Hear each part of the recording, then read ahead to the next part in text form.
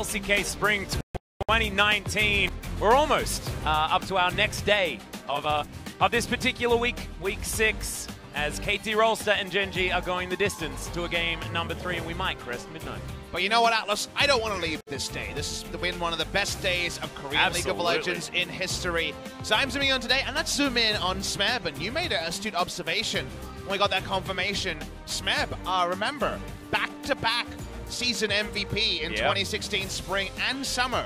One of the highest MVP vote getters of all time in Korea, gets his first MVP of the season in the second round robin. Yep, and not even the first week of the second round robin, so only sitting on 100 points now with only a handful of games to go. Is just, that's the world we're living in now. It's just so different to what we would have expected moving into 2019. Smeb versus Cuvée, not even a battle of top 5 top players, it feels like. Nope, certainly not. There are a lot of names that we'd be reeling off before that.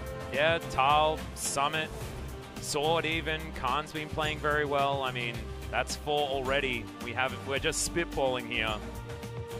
It's a sad time, honestly, but still fantastic that he finally does have a performance to warrant, or to remind us of his pedigree. 8-0-6 on the Jace, absolutely ridiculous. Both KT and Gen G need to be reminding us of things way more often if we're going to rate them on present performance at a high level. That's what we're waiting to see from these players. Flame and Nuguri both probably ahead of this duo, so let's see if they can find a champion. As I command Gen G, you must pick a first round mid laner for Fly. He doesn't have the champions to go into the dregs in the second round. Whatever you can find, take it if you're Gen G.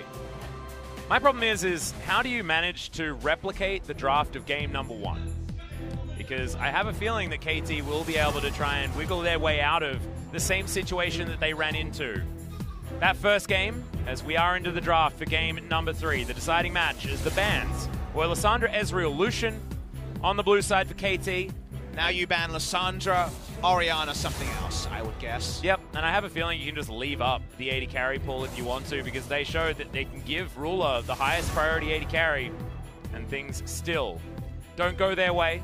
So will Gen G relent on some of the bans and put Fly on something like the Zoe that he has performed on in the past, but not recently? He hasn't been good on the pick so far this season.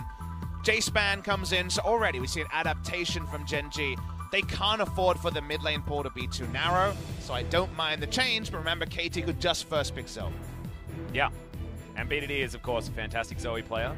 Was one of the best when Zoe first came into the meta, but of course Zoe was completely ridiculous. But BDD was one of the players that proved that she needed back-to-back nerfs. No one will forget that Kingzone vs SKT series where he put the hurt on Pyrean's Orianna in one of the most rotten ways we've ever seen. What was that scoreline in the end? I mean, it was just 0-9-0 or something like that. It was 0-8-0, the reverse legendary. Yeah, that was came it. from that one. Pyrean, thankfully, having better performance over in the LEC and had so many good games in the LCK, but sadly remembered for that series. I think you got to take the Zoe here if you're Gen G, and Galio and Zoe would be fine as a first round. Yeah, I think so. I think getting Fly on something he knows how to play is definitely the priority. I'm not necessarily on something he knows how to play, but something that is able to affect the map and take some control. Zoe Galio, give it to me. Haha. Well, Zoe's certainly going to be picked up, and there's the Galio. So understandable first round here from Gen G. You get a clap out of Papa. I'm really happy with this. This is definitely understanding where we're at. Take the pick the Fly has played before. Don't get into second round mid lane picks. You need it now. And you can take the best 80 carry you want. Say, for example, an Ezreal, maybe a Sivir in the draft at Fly's pick. So good stuff from Gen G. Happy to see it. KT gonna go for a bit of a flex pick here. In the Gragas, could be a Snowflower pick, and it opens up the Yasuo, and we're fighting, baby! Yeah, this is exactly what you want, because I feel like if KT had the Kalista in the last game, I mean, that is a 15 out of 10 Yasuo composition right there, and fights at exactly the right time as well. As now Ruler will have the opportunity to go back to the Tristana if he wants to, and of course this was the lane that they were very successful in. And remember, KT theoretically haven't picked up their support just yet. So we have to waste a Thresh ban. You don't feel good about it, but yep. Given what happened, Ruler's probably saying, yes, a Thresh ban now, please. I don't want to be flayed out of the air and then hooked in between two big boys. And he gets the ban, baby. Ruler gets what Ruler wants. There we are. Exactly. And I mean, you listen to the only performing player on your team, I'm pretty sure. Olaf going to be the answer here, as Peanut not going to have that early power jungler, which is sort of saying to me that Score does want to be playing the Gragas himself, and I actually do prefer that. The Alistar still available for the moment, but Gen G could get rid of it to get rid of the trinity of Kalista-friendly supports, and that's exactly what they're going to do. Trying to relieve as much pressure as possible from Ruler, and he is definitely the one you want to be fluffing up and making him feel good. Oh, yeah. On the side of Gen G, what did KT want to ban? Peanut, of course, has not been eating too many bans this season as he's had a lot of struggles. See what the decision is. A lot of mid-range threats. You could definitely, if you last pick jungle, I think it's going to be Zac, right? On the side of Gen G. Yep. You could last pick it here if the lanes don't go into any state of disrepute. Peanut has been playing one hell of a lot of Lee Sin recently in solo queue. He's 10-2 on the champion, so that's why that one is definitely a worthwhile ban, and he's going to lock away the Xin Zhao to really battle with the Gragas. We mentioned that earlier. If you want to have early game pressure, once a couple of the junglers have been banned, we are back down to where Xin is going to stand out. So that means the winner here is Cuvee. He gets counterpick. What that means, we'll have to wait and see. You could have taken Jax in this spot, and I think that would have offered you more against Kalista Yasuo. Well, this is dangerous. The Yorick is going to be locked in, and Cuvee can go back to the Gnar, and we will be able to see whether that matchup does work, yeah. But it seems like KT are going to gleefully accept the Yorick. Maybe they just don't feel like they have an answer to Yorick themselves. Not going to blind pick Gnar at this point, so they just feel like they don't have a champion they like into. My matchup better than the Yorick. Let's see if we get it. Again, it was in Challenger's career. I think there should be a Gnar pickup, and absolutely. It will be locked in. I mean, there's no reason not to. The Braum was the last one there for KT, so Kalista Braum on the bottom side of the map is going to be the answer this time, so a bit of a change to what we saw in game number 1. I'm sure people out there were hoping for other picks into the Yorick. Another team would have played Fiora. Another team would have considered Jax. But this is Cuvee. The Gnar into the Yorick matchup a lot of people saw in Challenger's career on Monday goes the way of Gnar. And even just as the matchup sounds, you think play the Ruin King Frozen Mallet, keeping your range, you have the hop to get out of, the W, the cage from the Yorick. In a lot of ways, you can understand this matchup working, and against a health stacker, Hyper does a lot of damage. So Cuvee, one of the most famous Gnars, has been picking into bad matchups. We kind of would have had to rage at him if he didn't pick it in a good matchup. Yeah, I have a feeling you're exactly right, and I actually would have thought that KT would have banned it. I think Lee Sin, not exactly necessary, but you're going to put Peanut a little bit further down in his tier list of junglers, of course. So we'll see whether this is going to be enough to get Gen G over the line, and I'm just going to be laser focused on how Fly is going to navigate this matchup. A matchup that Yasuo historically has done okay in, but I feel like it's bounced around a lot with how good our Zoe players have got.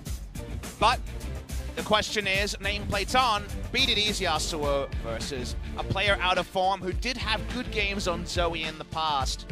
He's going to need a bit more. We're going to need to see some action. We cannot give the benefit of the doubt to Fly. He doesn't deserve it. That sounds like a harsh point, but the games have been and spoken for themselves. Peanut's on the Xin, but a lot of people have given up Xin Zhao recently. We'll see how Peanut finds some laning, because even if he goes for a level 2 gank mid lane, gets a summoner out of Yasuo, that could be a good use of Xin's reliability. Yeah, absolutely. If you can get Fly any sort of ability to move around the mid lane without being hindered, that is a good thing, but we'll see whether it happens here in game 3.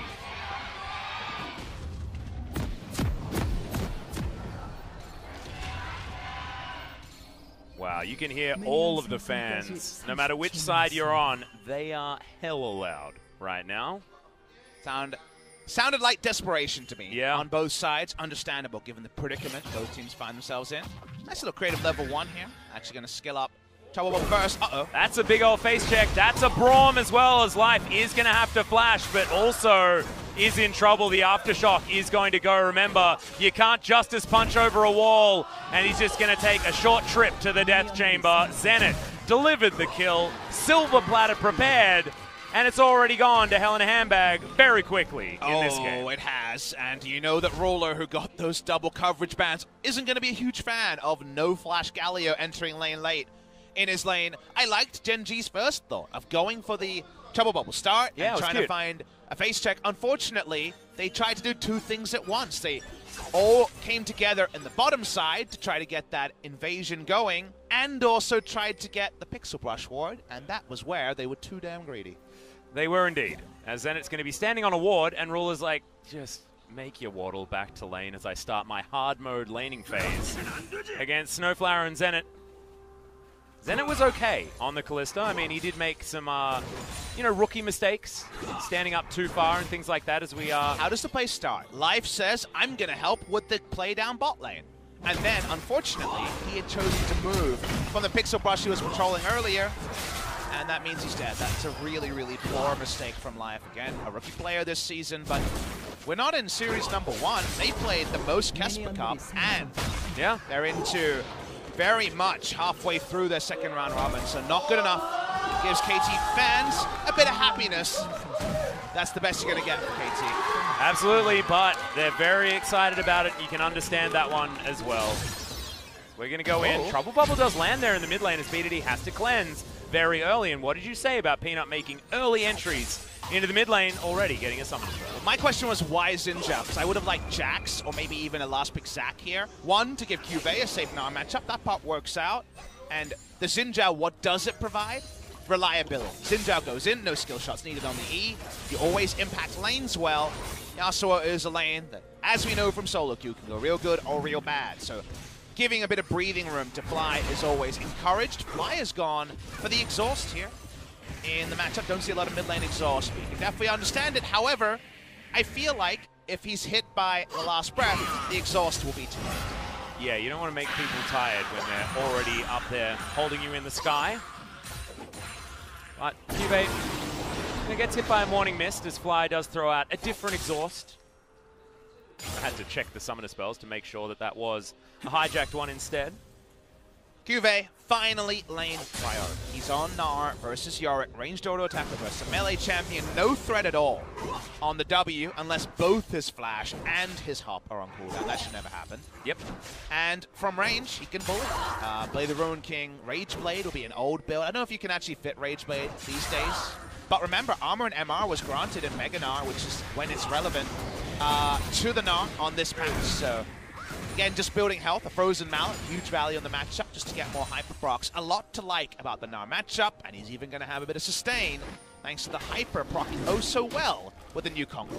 Yeah, exactly. So as long as he can smack Smeb enough in order to charge that one up, he will be in a great spot. Our bet before today, or my bet I should say, was after I saw the Gnar performance against Yorick, I was 100% certain that today, with Sword and Cuvée playing, we would see some Gnar. I couldn't have known 3 games twice into Jace, but I get partial credit at least. Yeah, exactly. I mean, blind picking the Gnar basically over and over again. It was a weird choice from Cuvée, but did work out in game number 1 despite the Jace, like you were talking about. Still Tempest there for BDD is cheeky. Between Score's amusing walk animation and the fact that he's stutter stepping, I'm like, I still don't know how visual bug we are. Yeah, I know, right? Has he even left the fountain yet? I'm not sure. Maybe it's a visual bug that all the camps are gone. We should make a visual bug out bag. Oh, wow, that is... We've got to prepare people for it. That's true. That is true. Does it have, like, canned goods in it? Like, what do you get in the bug out bag? Yeah, I don't know. Maybe a brown paper bag for some heavy breathing. Yeah, maybe. Might also have a new graphics card in it. Not entirely sure. Well, we're searching for a sponsor for that one. I think it needs some spaghetti. Canned spaghetti. That's what it needs. Just as much canned spaghetti as you can If find. I've learned anything about the 2019 patch cycle, Riot Games has the monopoly on spaghetti. There's no left. Absolutely. They took all of it. Yeah, exactly. I feel like it's, Zombieland, when they're talking about the expiry date of the Twinkies, they've stockpiled all of that canned spaghetti there. That's where you need to go. If the Zombieland, like if that apocalypse happens, that's where you want to be heading. Cuvée a little bit annoyed. Doesn't have a lot of AoE, of course, so the ghouls are very frustrating to hit, but he's a ranged champion, so going to be tricky to hit with the E there from the Yorick Mari. Yep. That Morning Mist. Smeb had some pretty good performances on the Yorick, though, and you can see it's about a 9 CS advantage here for him in this lane. Score's going to waddle on down to the bottom line. And Gnar really wants 5 points in Q and 5 points in W, because then he has ranged poke and that huge threat of the Hyper being blocked a couple of times, so the laning phase gets better and better for Gnar, and just under no threat. That's the more important thing about the 1v1. Yeah, and of course we know that Cuvée is not necessarily known for laning, he's known for landing the amazing AoE ultimates on this Gnar. He has had moments where, you know, remember when Gnar was considered a bit of a split pusher in other times in the meta. He liked to build damage, right? Yeah, we saw exactly. him build. If you think about some of the items we've seen on him over time. Rapid Fire Cannon, exactly. I think, Rapid was one of the big Cannon. ones. I think he might have gone double Zeo one time. Might have been Phantom Dancer. Yeah, Phantom Dancer, Rapid Fire Cannon. Yep. Definitely helps in the split push, but not the Cuvée we know so far from the 2019 season. Well, Zenit having a very good time here. Of course, able to grab that first blood, so going to have an advantage here in this lane on the bottom side. KT with priority on this Infernal Drake. That control ward was never going to last very long with Score patrolling the area, but Peanut makes his way down yet again, wants to guarantee that they have some vision on this area. And with a skirmishing disadvantage, as Hail of Blades, Xin Zhao provides over basically every jungler, even with the long window where they had a flash advantage, they couldn't engineer a way to pick up the Infernal Drake, which should have been the easiest prize, partly because that's just not Gragas' wheelhouse, and actually Gen G want to take one against the run of play. They think Zenit's on a recall. No, he's not, but he's delaying it a couple of times, talking to his team. His team doesn't have any backup for him right now. Yeah, exactly, and of course Snowflower was on a recall, so he'd already made his way out of there, and Zenit isn't going to be able to move on over with the lane pushing in on the side of Gen G. So great news for them. Yeah, really, really great news. Look at the lineup that's getting Infernal here. It's 5 members who'll be building some damage. Even Galio might mix in after some CDR, a little bit of AP. So damage dealers on all sides. Feels good for Gen G. Does. Feels pretty good for Score as well. He was able to just grab his own blue buff, picks it up himself, and now we'll move over to this rubber banded Krug camp, I believe. Peanut did grab that first way around the jungle. Dark Procession gets the hop out of Cuvée. That's what's going to happen each time. So we need to see Cuvée right now trying to find a way out of this. Yep, Score just going to make his way in. Thought it might have been a visual bug, but it's not.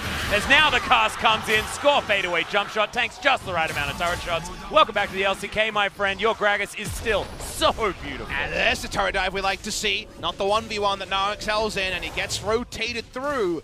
If Gnar falls too far behind, will he be able to contend with Yorick and Yasuo as side laners? Because we don't need to go too deeply into Zoe's struggles if this game becomes another 1-3-1. Yeah, not to mention Julia up here as well, who was able to lend a hand. This is just, it's a pretty exemplary Score play. Fadeaway jump shot with the explosive cast, and that's all she wrote.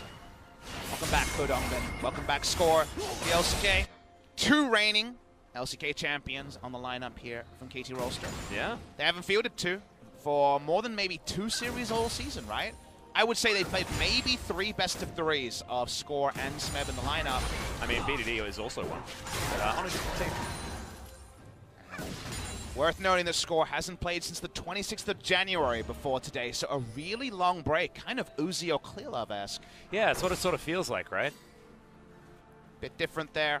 Hoping that Prey is doing the same thing, guys, to go back to something we were talking about, as Prey is in the venue tonight, got his money's worth when he came to the LoL Park.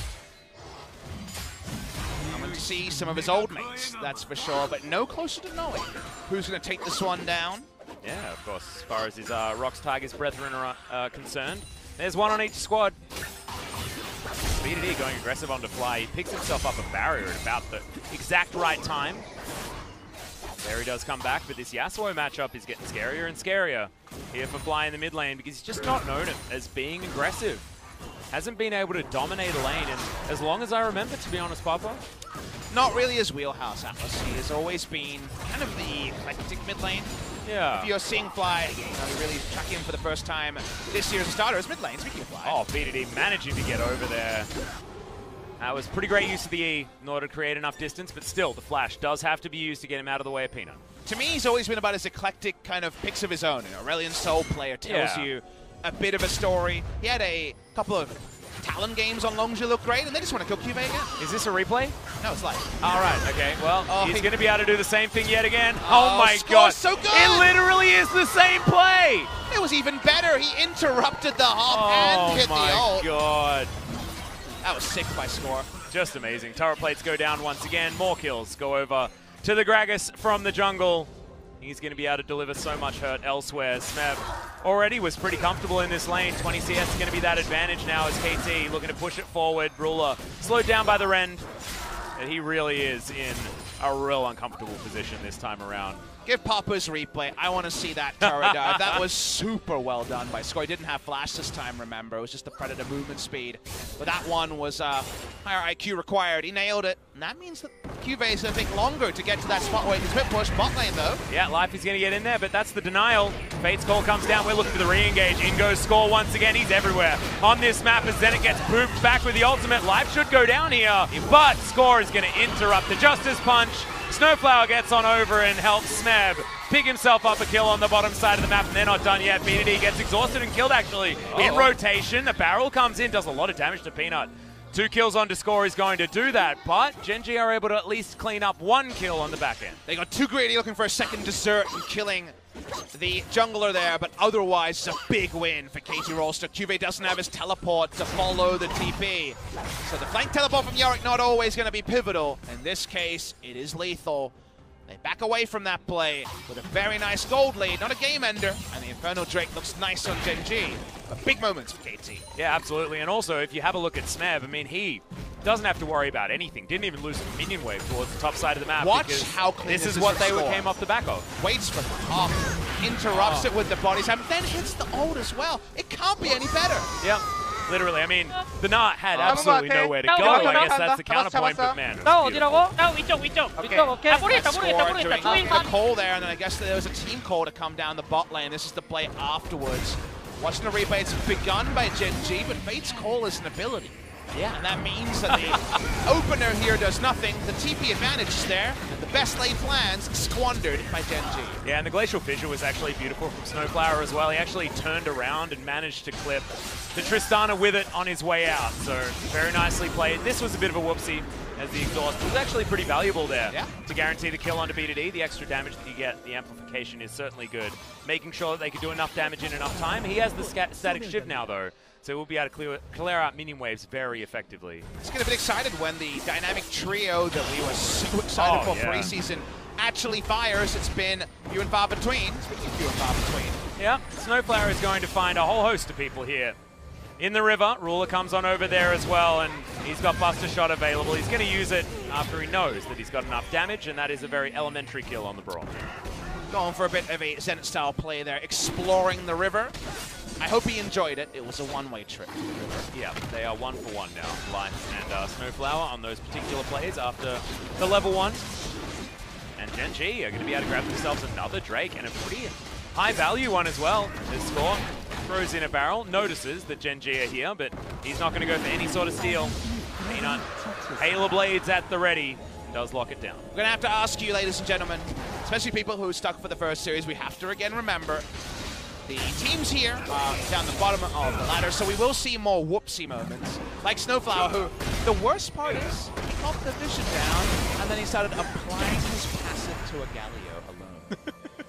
Literally, he walked up and started, hey, giving him the little, like, you know when you see your best mate, and you're like, hey, giving the little punches on the shoulder? What was he doing? I don't know, maybe he thought that he was on the other team. Why? It's late. I don't know, man. It looked very perplexing.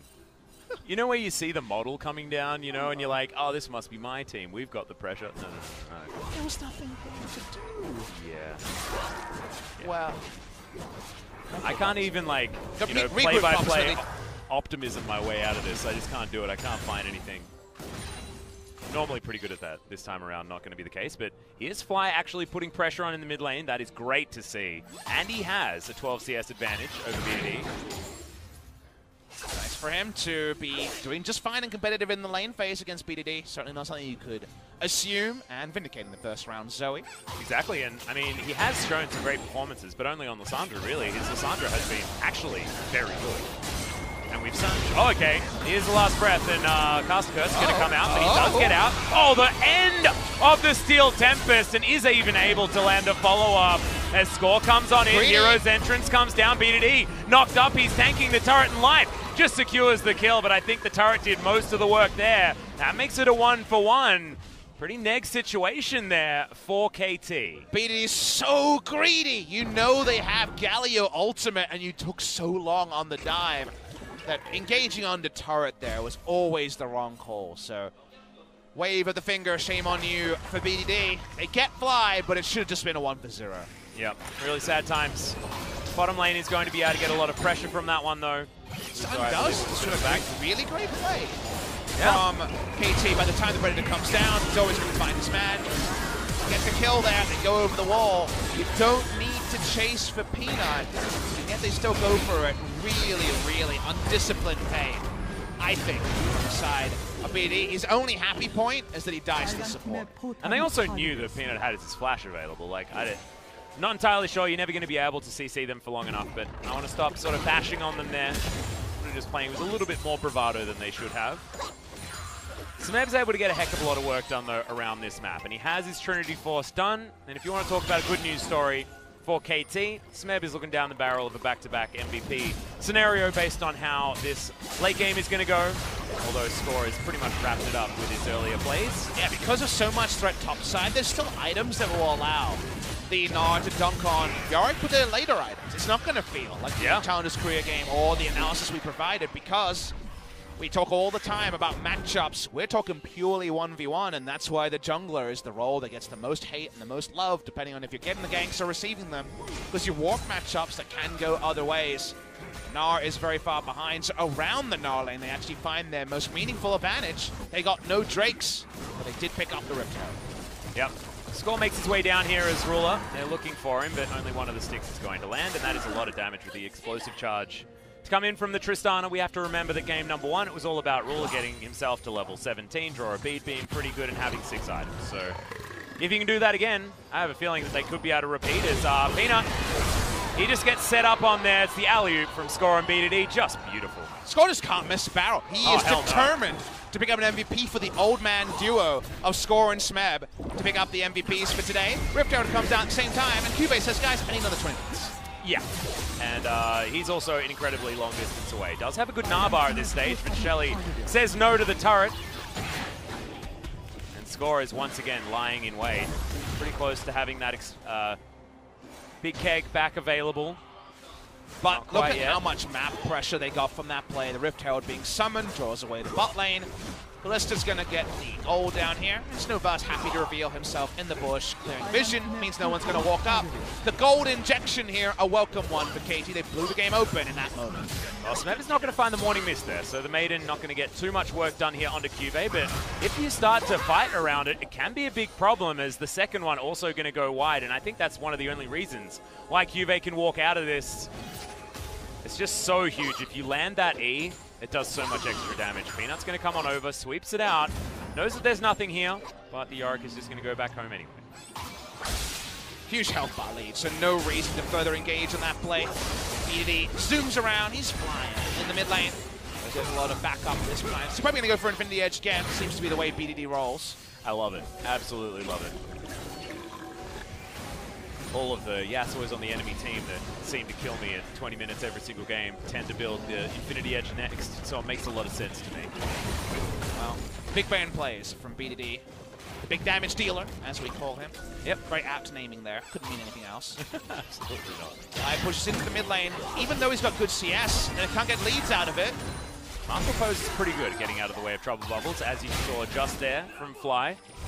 But he has Portal Jump, so he's automatically going to be safe. And this is where Fly should feel hard done by, because for the first time, I think, this season, outside of his Lissandra games, now he's actually going to be forced into really bad lane assignments, even though his actual lane went very well from his perspective. Yeah.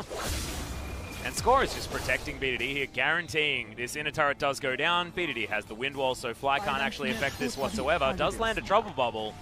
That might have just been a bait there, as Score does come on round. Not in range of the last breath, as you can see, so Body Slam not going to come in. And now Gen G has so little map control, and we go to some more balanced series Zoe analysis, how impressive she is from ahead, and how when her team lacks tempo, she's not actually sneaking in bubbles and getting picks towards objectives. She's kiting back and paddle starring minion waves in a side lane, which doesn't actually change the map state, and Zoe is, you know, that Midas touch champion just as a pure pick, because a Trouble Bubble, a Paddle Star, and alone she can delete someone in the late game. Those sort of points are not possible when she can't actually find unwarded territory to launch the bubbles from. Yeah, the other thing that I want to draw your attention to is this is one of those old compositions that we used to see a lot, which was the double wall comps. The Unbreakable plus the Wind Wall are pretty good at stopping champions like especially Zoe from throwing that poke towards you. Yes, Unbreakable not as good because the Trouble Bubble will still arm, but you can stand in front of someone and block the follow-up Paddle Star relatively effectively as the Braum. And BDD, of course, needs no introduction. Yasuo pretty good at denying absolutely everything. Item spikes, it's stronger on the side of KT. Vindy Edge is done for Tristana, but it's the response 2 items plus BS Sword. IE is done before Fly can finish his Zonias. And of course we know Cuvée is far behind. He's played the Ruin King. So it doesn't even have lane control. Frozen Mallet, is it ever going to come out? The Rage Blade almost certainly going to be skipped over. So the lane supremacy, the lane kingdom for the Gnar seems to be a kingdom of filth. Taking melee range auto attacks level down. And even the Maiden's my god, doing he lands damage. it this time. You can see all of that damage from the Ghoulies and Julia. That was just so much damage. As the Baron was started as a response, Cuvée does have teleport. Smeb also, the trade not quite good enough to guarantee it for KT. KT's spot to visit is they have a lot of Baron damage and good Baron secure with Kalista and the Smite. Whatever their lane assignment, even Yasuo can come in and get them some free damage onto the Baron, the ability to win wall the Baron's attack. Snowflower walks up, not a lot of vision here, and Peanut and Ruler are piggybacking, trying to find whatever they can find in terms of information. Oh, BDD going to get chunked there by the Paddle Star. Wasn't actually watching, as back is going to come in with Snowflower. And not going to quite find it there is Peanut. So once again, just hops back in his bush. And he's going to think about heading back home. You can see so many control wards around this Baron area. Certainly belongs to KT at this point in time. Score very close to his Zhonya's Hourglass as well, so we'll be team fight ready for the next one most likely. And BDD has an Infinity Edge. He's pretty strong. Yeah, damage-wise, they are certainly ready to go on the side of KT. But a lot of the easy objectives are gone, which means you got to find the matchup of something like Baron. Zoe is very hard to deal with as a red side champion around that Baron pit. Gen.G has actually made it to the point of the game where Zoe is so incredibly relevant, right? So now it's time for Fly to prove himself with this pickup. Peanut takes a bunch of chunk damage, and we're not going to find the Trouble Bubbles this time. His problem is that KT can make a simple call. They can say, damn, Zoe is annoying. Let's find a way to stop her poking us out around Baron. But that's not how the game was supposed to go out. It's supposed to be, we need to deal with Zoe, and damn, Gnar's pushing in our stuff down bot lane. We have to choose one thing or the other. Speaking of choosing. Yeah, they're going to choose a dead Zoe. That's what they decide. Then they wait around for Life to have to flash to get out of the way, and they have already a minion wave that they prepared earlier. This is just pretty exemplary play from KT, but it's textbook. They barely need to do anything to pick these ones up. Just find someone out of position, get any sort of knock-up, and they're dead. League of Legends, so much easier when you only have to do one thing, and that is KT. Deal with Zoe, everything else falls into place. You go, your Yorick is beating Gnar. In the side lane, pushing out, they want an inner turret. We had a map bereft of anything outside the base for Gen.G, and if that includes an Infernal and Baron, the base might be following really soon after. Yeah, and this is starting to feel like an unsolvable calculation for Gen.G, much like it did in game number 2. Because KT have just got themselves to a point where as soon as anyone steps up to try and challenge vision control, they just knock them up. The score is just always there. They have knockups available elsewhere as well. And this just happens over and over again. Someone self-scored and he could miss an ability. He doesn't seem to know. He's seen everything in this game. 3-0 and 3. It's not like he had vision. He sees him and he pulls the trigger. That is the score we know and love. This is his last year, his encore, it feels like, after winning in the end of 2018. As we understand, he will have to serve his military service at the end of the year. Got a great service to LCK as score, and it's great to have him back. He's really firing on the Gragas in game number 3. Yeah, all cylinders right now, and I'm feeling a bit emotional, you know, because this is the score that we wanted to see all of 2019, right? This is the score we got treated to during 2018 when they managed to take down Griffin multiple times in Griffin's debut season. They were their kryptonite. This time around, it feels very, very different, and Numpty has been taking most of that limelight away from score. This has really been a great reminder of just what kind of player this guy is. And on the pick, right? On the Gragas. Oh, I know, the Hillbilly as well. His spirit animal, Hillbilly Gragas. Very weird sentence to say, but it's League of Legends. We talk about killing all the time. Yep. Well, Snowflower is going to dive on forward. They get some knockups, but not the ones the BDD wanted, and finally a cast. He's going to go wide. The Braum is going to go down. Peanut is going to go into stasis, but should eventually fall down, but it is going to be the Steel Tempest that gets it. BDD still very, very low. Ruler has got a whole bunch of kills so far. BDD, another auto attack, and that's going to be the GA. Smeb flashes on top of him, the stopwatch. He puts him in the baby cage, but the flash is going to create the distance. The gnaw from Cuvée is going to stop Smeb from getting any further forward, and Ruler is going to stay alive, but there it is. He holds onto it right until the end, but Fly is going to be the answer, and another cage. See you later, mate. Paddle, sorry. The portal jump, not going to be enough, and Smeb, the last man standing. And Smeb is the one to end it all, despite all the rage. That Zoe, which is a rat in the cage, goes down, and that means going to push in 2 inhibitors at minimum. That was a beautiful reference, Papa Smithy, and yeah, that's the one they prepared earlier on the bottom side of the map. Smeb takes down the inhibitor in mid lane, and he's just going to ignore the support in the jungler here as he wants the Dark Procession onto Peanut. He wants to take him down. The Morning Mist is going to land. Peanut should be falling down, and Smeb going for the 1v2. Can he put life in the Death Chamber? You bet your ass you can. Double kill, and he'll take down 2 inhibitors. And that's the power of love. Yorick and his girlfriend take down 2. You call it a 2v1, that's 2v2, baby. Yep, the Beatles sung it wrong, Julia, is a sad song, but this one was definitely a happy one. Baron is going to be taken now from KT because Smeb put people in double death chambers. And now they've just got everything. They got the extra kills on the back end. Oh, and Kill Cuvée as well. Get him! You know what I said about Smeb getting back-to-back MVPs? This might actually be the... Oh, wait. Now, Ruler's going to turn up and... Oh, okay, can he actually do it? The answer, Julia. Oh. Julia! Oh. Red buff! Not going to happen. Calculated by Cuvée, but this was calculated by KT. Took 2 people to take down Smeb. He's got his teleport after the 45 seconds, and they're going to take a consolation Infernal Drake as KT rid the map of the Baron. Well, this game found a great place. We couldn't have known it would be this place. Well, watch the replay. This is not actually a missed cast. Good flash from Fly. Just remember, we've got good old Yasuo who just wants to ult someone, but can't for the longest time. However, by the end, it ends up being a boom. So we focus on the game. When we see Zenit out of the fight, super early dies. You think actually Gen G might have done it. Maybe Ruler can pile through and they get the Guardian Angel out of the Yasuo. But Yasuo comes back in, has some time to build up that Steel Tempest.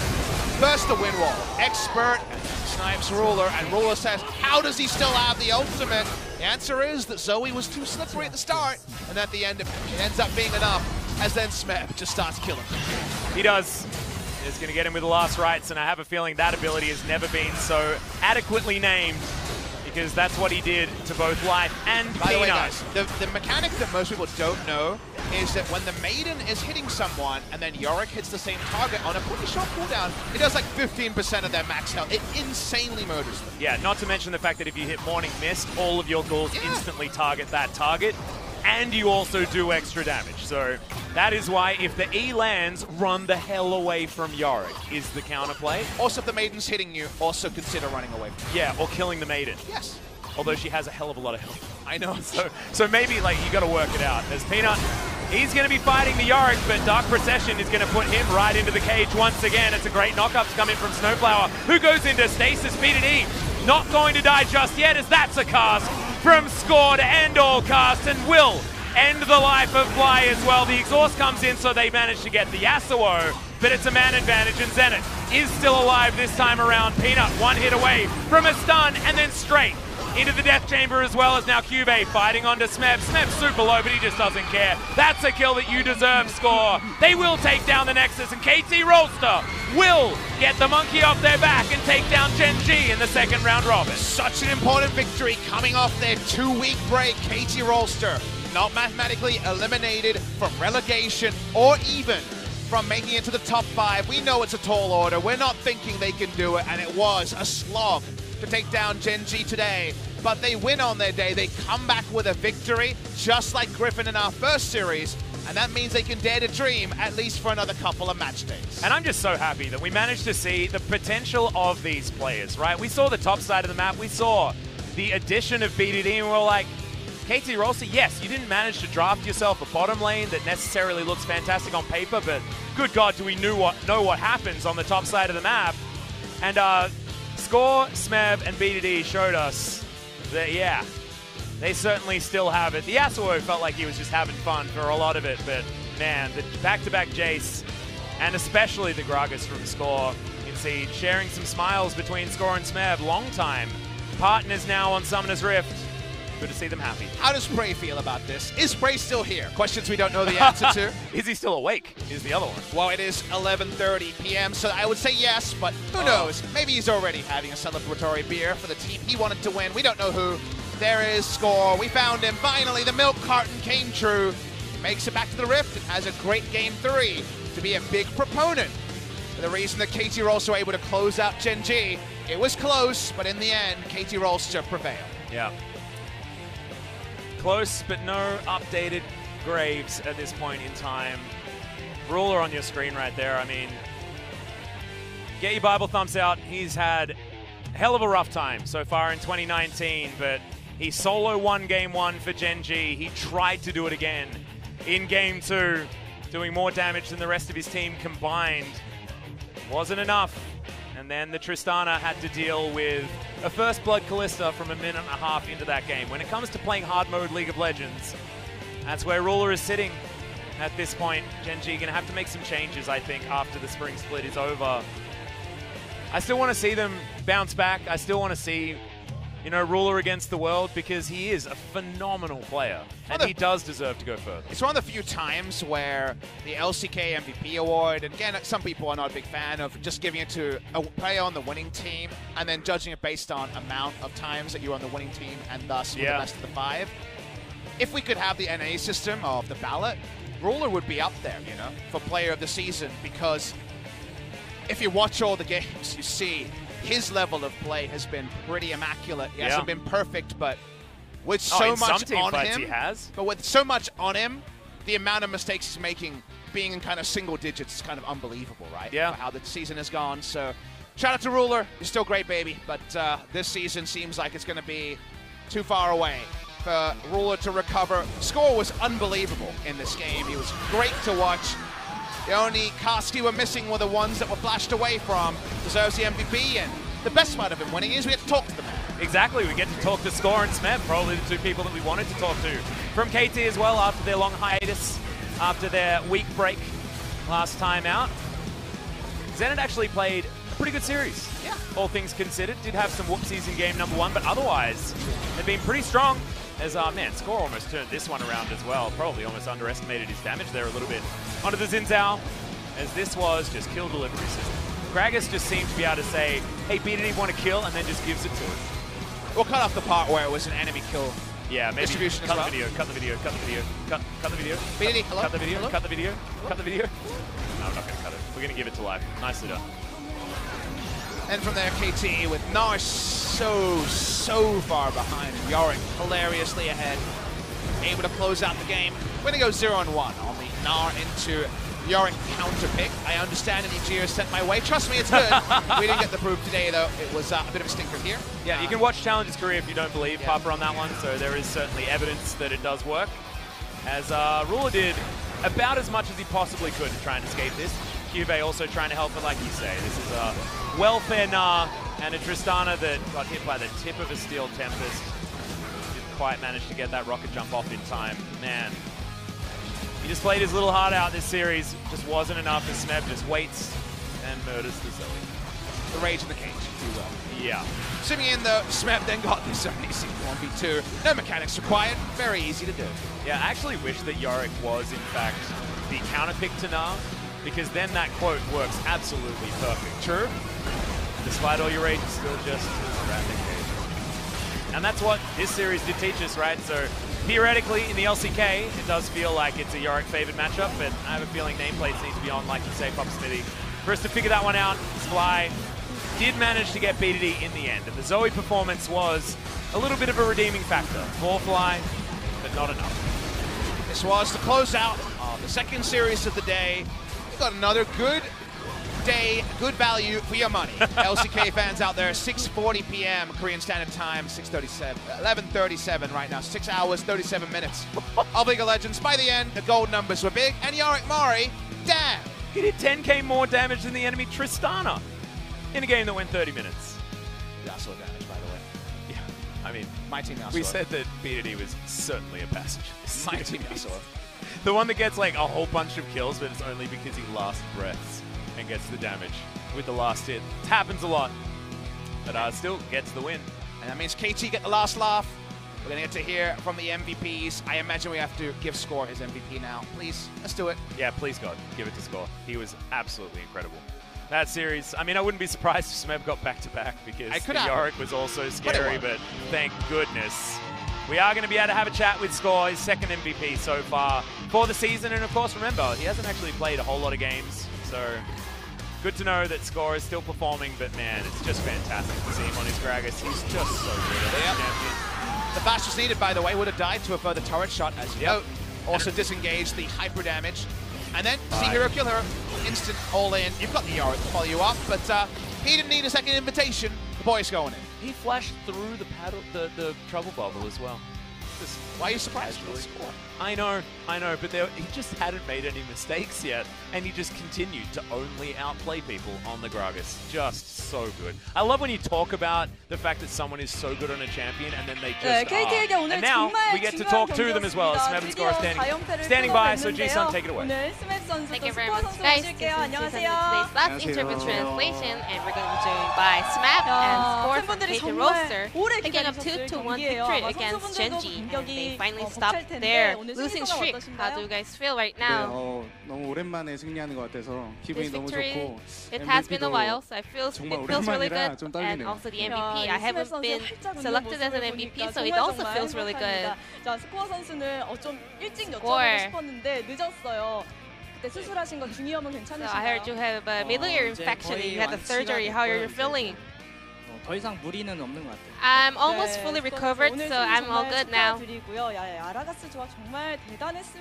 Yasuo Gragas composition was awesome. KT Rolster also had 2 weeks break, so was that the main composition you guys were practicing on? Well, our head coach was expecting a lot of ban cards on mid lane, so we were trying different compositions during the break. So we're gonna discuss that in the near future. And first, moving on to game 1, you have been fighting up against Gnar 3 games in a row. How was that? Well, I have seen Cuvee doing a lot of Gnar games at the solo queue. I was a little bit expecting it, but 3 Gnars in a row wasn't something that I didn't expect, to be honest. So how was your game 2 and 3? It seemed quite comfortable for you. I had really good synergy with Score. He carried me a lot, so yeah, I think I had a good game. A lot of fans are curious about these. So you had landed a ward in the tri-bush and you guys took down Gnar near the Dragon Pit. You're speaking of the bot lane, right? I remember. So whose idea was that? Whose plan was that? I don't really remember who placed the ward over there. I think I need a replay. So the final team fight was really also awesome. This is the highlight clip we prepared. It was a long and extended game. What was going on over there? First, I haven't been playing on stage for a while, so I was a bit nervous. I died too early over there, but all the rest of my teammates were doing so well, so we were able to win. Because when I died over there, I thought we lost, but our players were overperforming, and we were able to win that team fight. What about you, Smap? Well, Score was taking a lot of aggro, so I was able to just free damaging the backline, so we were able to easily win that team fight. Score and Smap, what is the play of the game moment of your own? Maybe solo kills in the side lanes. We got the replay for you. This is the solo kill on Gnar. Did you expect Cubit to be there? Yes. And my teammates in the earlier of the game, they made Cubit use his flash. I was able to solo kill there. And actually about the Kalista solo kill, I didn't calculate that, but BDD told me to just TP and take her down, so I was able to kill Kalista as well. Game 3, Yasuo and Gragas composition. There were too many highlights, so we couldn't just pick one. It was really hard, but this is one up thing that we want to mention. You ganked top lane for 2 times. It was more like a replay, you know, the same plays repeating on and on.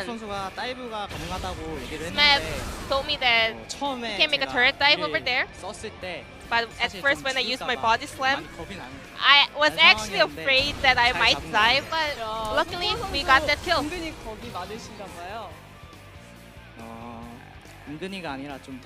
Well, I'm afraid of a lot of things. But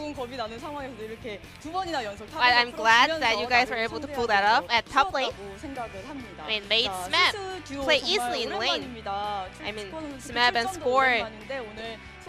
We were waiting for you guys to come back. Any message for your fans?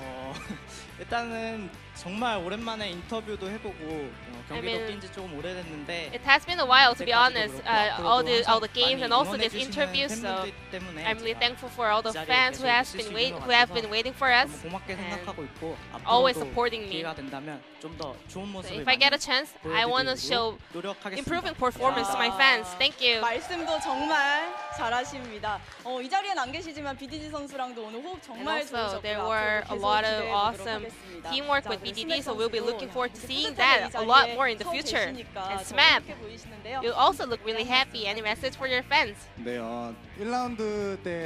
the first round robin, we were really underperforming, so I know all of the fans weren't really happy and worried about us, so we're gonna just do our best to climb up in their ladder. Thank you very much. The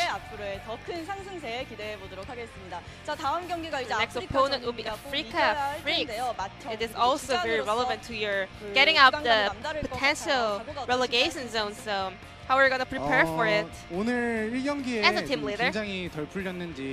Well, actually in game 1 I was a bit nervous, so our performance wasn't really clean. So I hope we can just pull off the performance that we did in game 2 and 3. So I just want to repeat that in upcoming Africa series. Score, you're the oldest member in your team. Do you feel a lot of responsibility? Well, I am the oldest member. And at the same time, we were really performing bad in first round, so I want to show improved performance in the second round. Well, about today's performance, I'm not fully satisfied, but in our upcoming Africa series, I hope we can show positive performance of ourselves. Thank you. We'll be looking forward to seeing more of the old man duos on interview stage, and thank you very much for this interview. So this will be the end of the interview with Smap and Score from KT Rolster, and I'm gonna pass it back to our caster. Thank you. Thank you so much, Ji-sun. Thank you so much for staying awake as well as we finish another 6-game day. Papa Smithy, you got so much value for money this week on the LCK.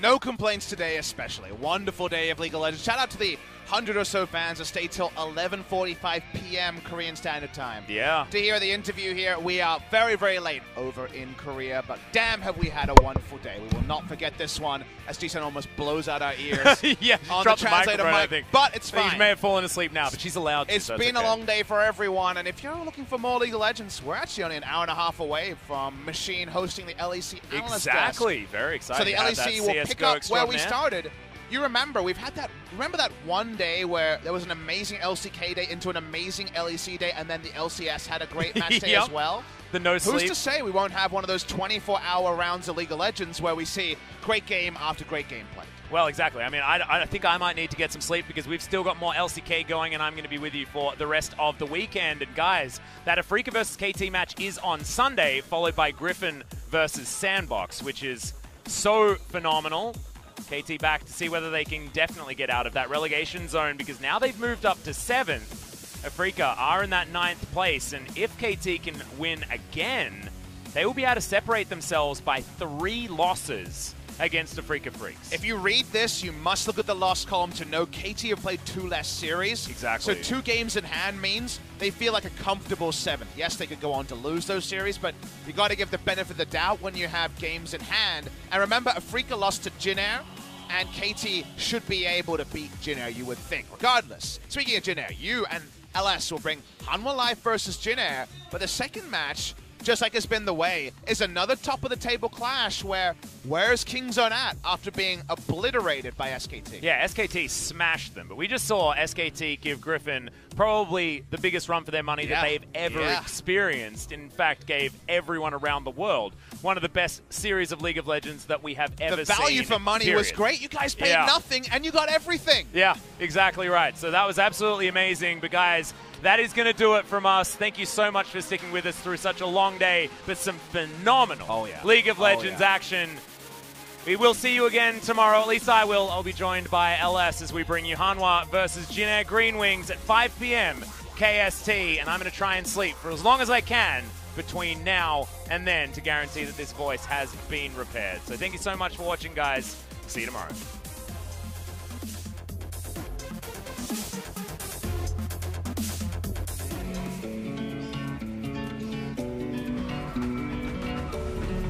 You take me higher when I feel low, make my world brighter when I'm alone. I keep on rolling, all with your fuel. You're like my gasoline that makes my dream come true. 'Cause it's just a big